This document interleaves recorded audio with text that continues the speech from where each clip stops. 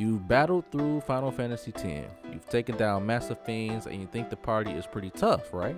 But they're fighting at a fraction of their true power. You're likely missing out on the 16 unlockable Overdrive modes in Final Fantasy X. This guide will show you how to unlock every single one, turning your party from a group of fighters into an absolute unstoppable force. Overdrives are your character's ultimate attacks. They're limit breaks, capable of turning the tide of any battle. But how their gauge feels is determined by their equipped Overdrive mode. Everyone starts with Stoic, where you feel the gauge by taking damage, but there are 16 other modes that you can unlock. Mastering these is the key to true combat mastery, letting you customize your strategy for any enemy. Want to build the meter by healing your friends, or landing status effects, or just by winning battles? There is a mode for that. Today we're breaking down all 17 modes, showing you exactly what they do and giving you the pro strategies to unlock them at lightning speed. Let's kick things off with the modes that you'll probably run into just by playing the game. Stoic. This is the default mode for every character, available right from the start. Your gauge charges when you take damage. The more health you lose in a single hit, the more meter you gain. It's reliable, homie, but trust me, we can do so much better. Warrior. This mode charges the gauge when the character damages an enemy. You'll unlock this one on everybody just by fighting enemies, but some are quicker than others. Ornn is the fastest, needing only 100 successful attacks, while Lulu requires the most at 300. This mode is a solid choice for your main physical attackers like Titus, or should I say Titus, and Ornn. Slayer. This is easily one of the most powerful and popular Overdrive modes in the game, personally one of my favorites. The gauge charges by a flat 20% every time the character defeats an enemy.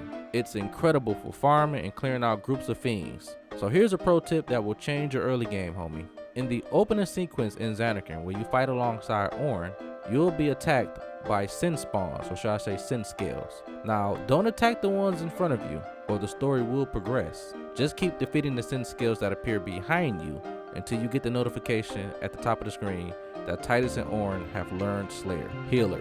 The gauge charges when your character heals any party member.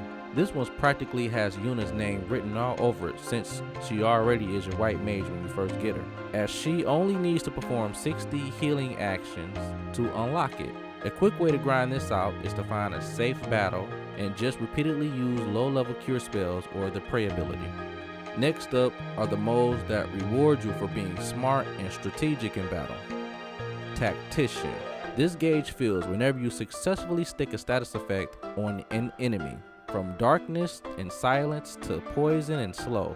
The easiest way to grind this bad boy out is to equip weapons with abilities like Silent Strike or Poison Touch and just go to town on some low level fiends. Victor. This mode gives you a chunk of your Overdrive gauge every time your party wins a battle. You'll unlock this naturally as you play. Now the requirements range from 120 victories for Titus to 200 for Lulu. It's not the fastest charge, but it's a nice passive bonus, you know what I'm saying? Ally, or is it Ally? Ally.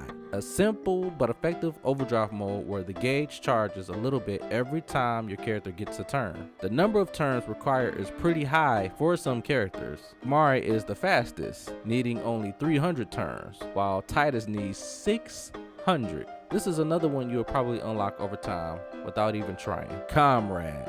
This mode is the secret sauce, the secret recipe, the secret everything for some of the most infamous, famous grinding strategies in the game, like the Don Tomberry AP trick.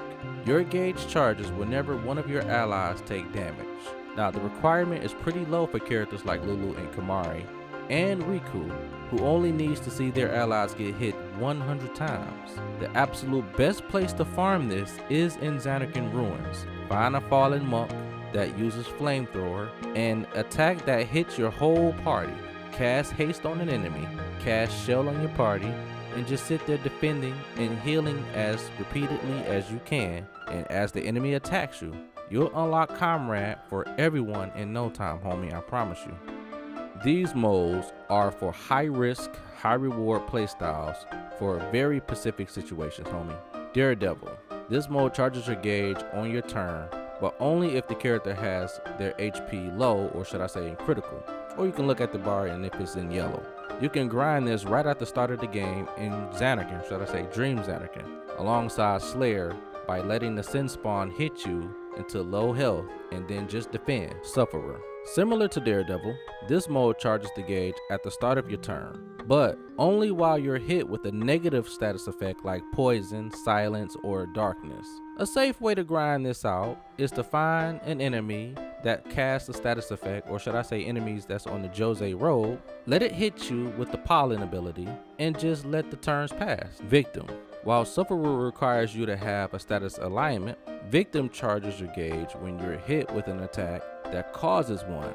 This one is a bit harder to farm on purpose, but will come naturally as you face tougher enemies in the game that love to throw nasty effects on you.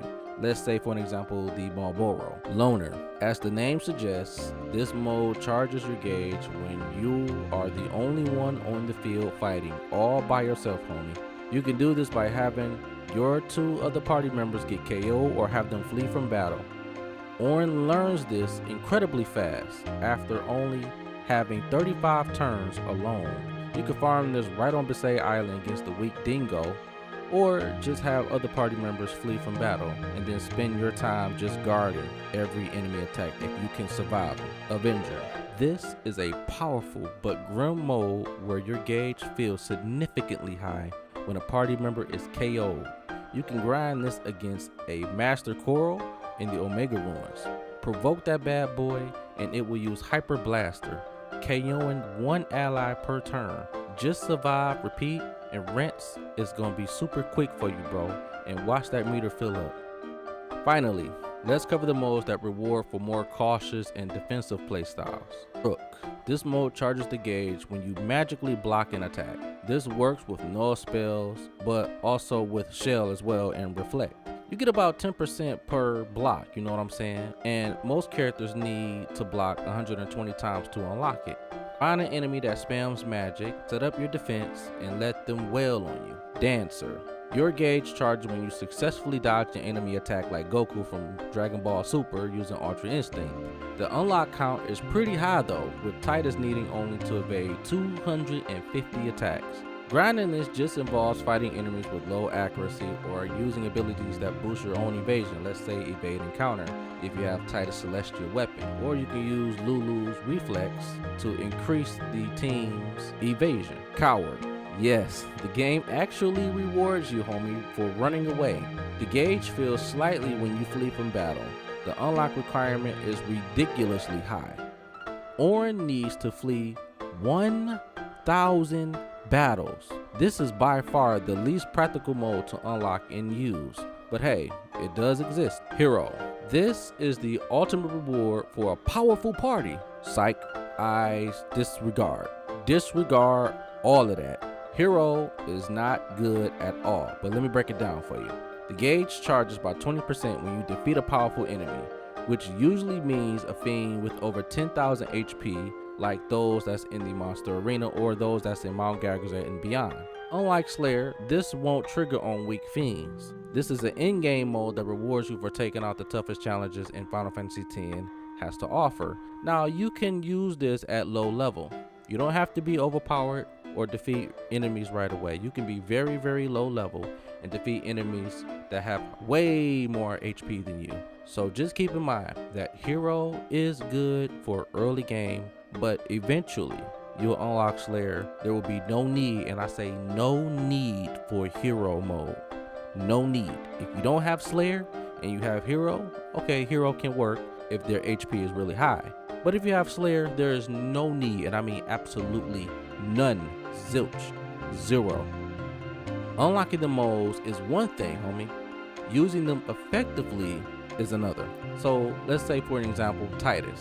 The absolute best early game strategy is to get Slayer mode in Dream Xanarkand intro. Once you're on the SS Licky boat on Eunice Pilgrimage, you'll get into battle with a lot of Sin Spawns. Cast haste on Titus if you have unlocked it on Besaid Island.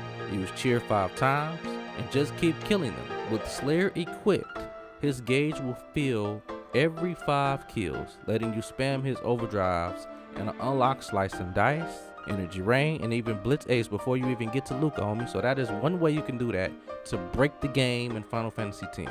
Now for Yuna, Her overdrive is Grand Summon, which brings in an AI with full overdrive.